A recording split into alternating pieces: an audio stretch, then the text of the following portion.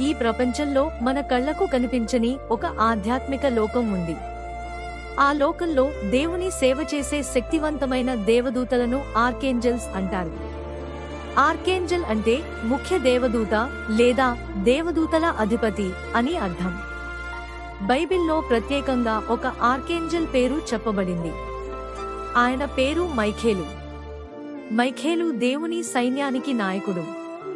ఆయన పని దేవుని ప్రజలను కాపాడటం మరియు సాతానుతో యుద్ధం చేయడం. బైబిల్ చెబుతుంది, ఒకసారి పరలోకంలో సాతాను దేవునికి వ్యతిరేకంగా తిరుగుబాటు చేశాడు.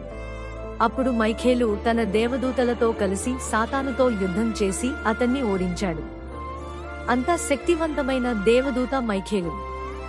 ఇంకోసారి దేవుని ప్రజలు ప్రమాదంలో ఉన్నప్పుడు మైఖేలు వారిని రక్షించడానికి నిలబడతాడు అని బైబిల్ చెబుతుంది.